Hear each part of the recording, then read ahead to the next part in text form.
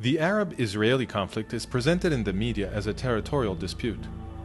A common argument asserts that in the territory of the present state of Israel, there used to reside a 1,000-year-old Arab Palestinian people, which was forcibly evicted by the Zionist Jews. In order to evaluate these claims, we must examine the historical facts. We shall do this in what follows. HIR and Faces present a series based on the book The Collapse of the West, the Next Holocaust and Its Consequences.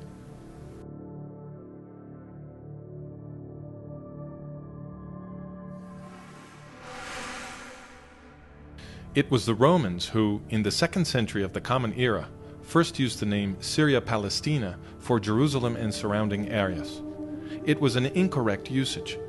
In Greek, Palestina means homeland of the Philistines, but the Philistines never occupied more than a tiny sliver on the eastern Mediterranean coast, including part of what is today's Gaza Strip, and they had ceased to exist centuries earlier. The Romans had conquered a place called Kingdom of Judah, and they themselves, after possessing it, called it Province of Judea.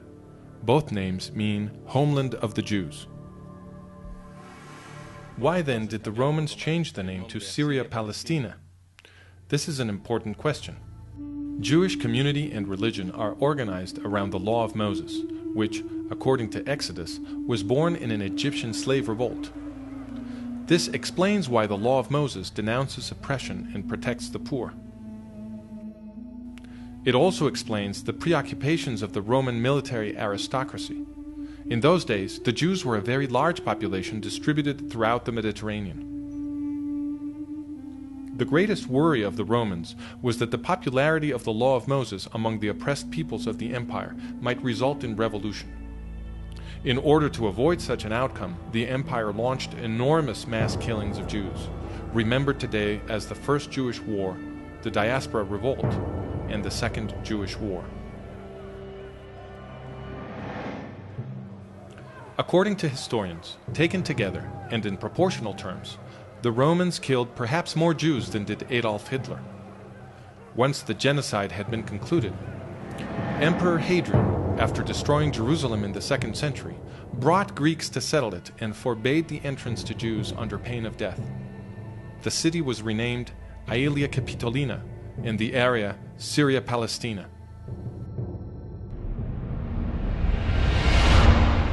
In political terms, Palestine means there are no Jews here, nor do we allow them. Some Jews stubbornly remained in their Holy Land, and many others soon returned. The Romans informally continued to call the place Judea. With the passing of the centuries, the name Palestine was used less and less and ceased to have a clear referent. Under the Turkish Ottoman Empire, overlord of the area from the 16th century, there was no administrative or political entity called Palestine. In the 20th century, after wrenching the Middle East from the Turks in World War I, the British revived the name when they created the British Mandate for Palestine. But their final definition of Palestine in 1922 was just 1/4 of the landmass that they themselves had baptized Palestine 2 years before. Such arbitrariness supports the complaint of Arab historian Philip Hitti, who testified in 1946 before the Anglo-American Committee of Inquiry that there is no such thing as Palestine in history. Absolutely not. But if the name Palestine is an artificial creation of the Roman Empire, and later of the British Empire, then who are the so-called Palestinians?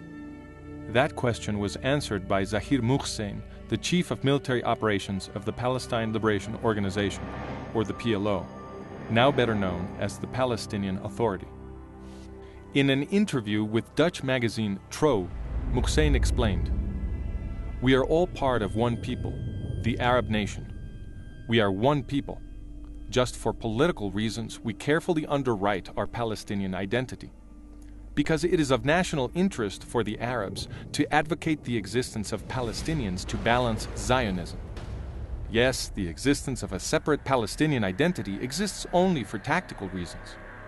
The establishment of a Palestinian state is a new tool to continue the fight against Israel and for Arab unity."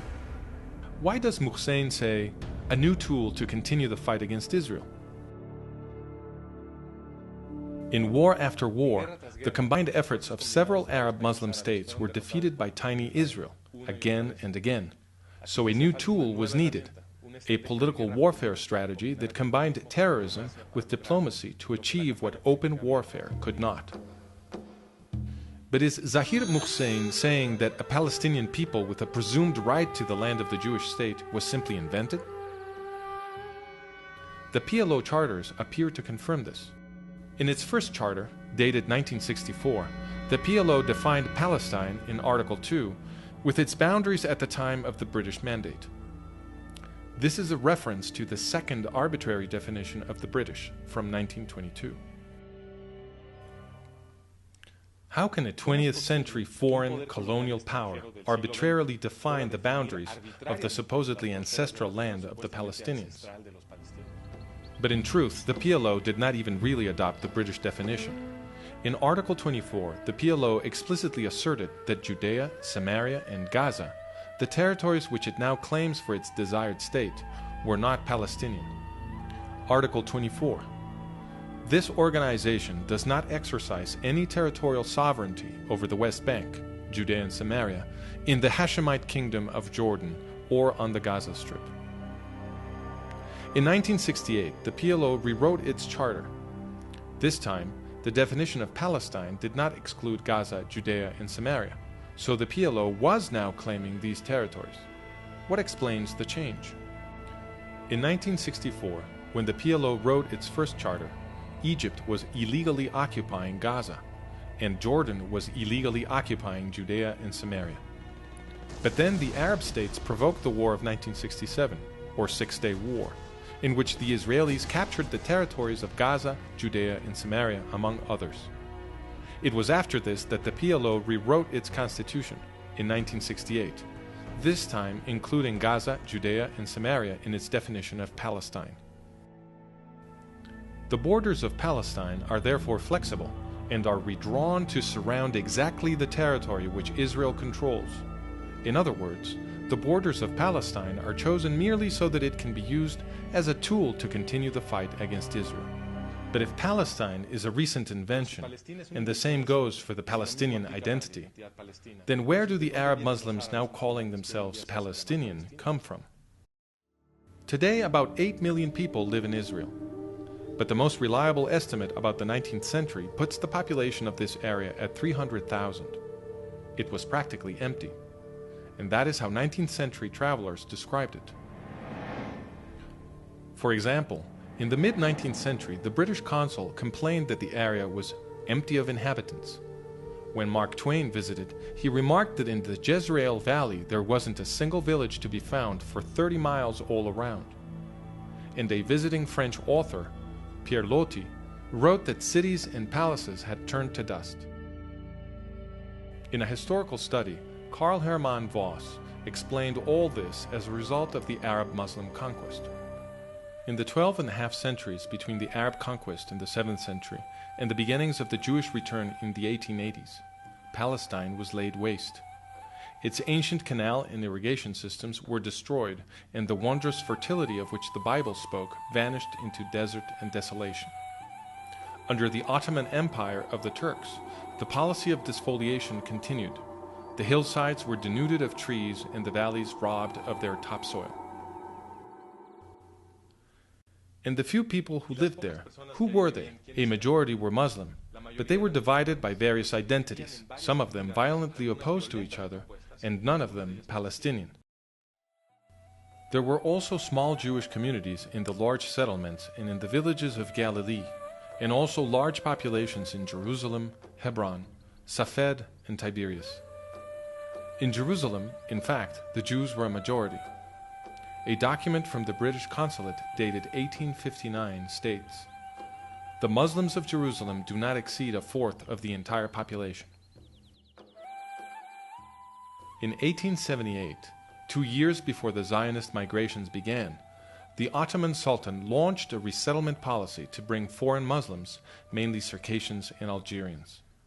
Historian Arnold Blumberg explains, after 1880, the forces of nascent Jewish nationalism, foreign Muslim colonization, sponsored by the Turks, and spontaneous Arab immigration prompted by the new prosperity of Palestine changed the demographic face of the land.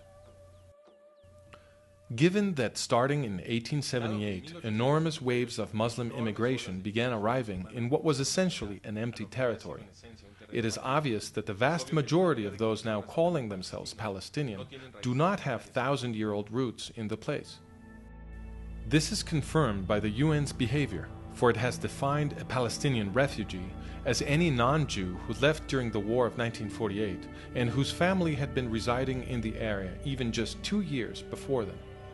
Without such a definition, the population of so-called Palestinian refugees would dwindle almost to nothing. Now then, everybody recognizes that the Zionist Jews settled mostly on barren lands that nobody was using. The very King Abdullah of Transjordan, who would participate in the effort to destroy the nascent Jewish state in 1948, wrote in 1946, "I was astonished at what I saw of the Jewish settlements. They have colonized the sand dunes, drawn water from them, and transformed them into a paradise."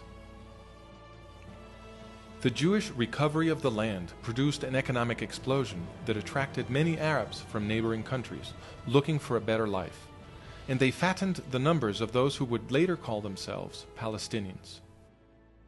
Many believe, however, that the Zionist Jews stole the lands upon which they settled, using force. Did they? That question was answered by Hajj Amin al Husseini, the father of the Palestinian movement.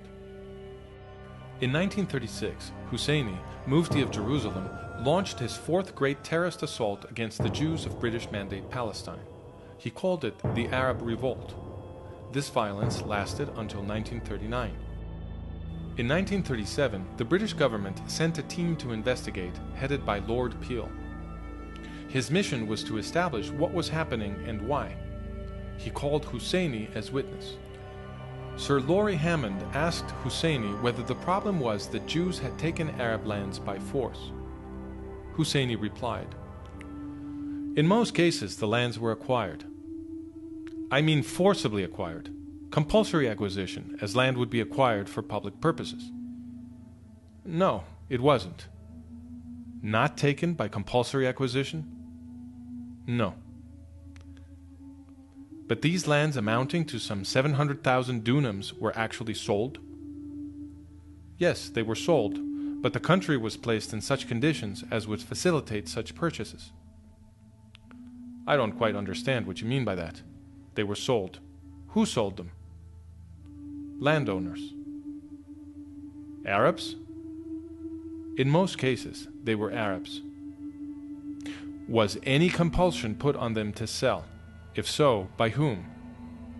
"As in other countries, there are people who by force of circumstances, economic forces, sell their land." The Arab landowners who, according to Husseini, had been forced to sell their lands were the Effendi, the great feudal lords of the area.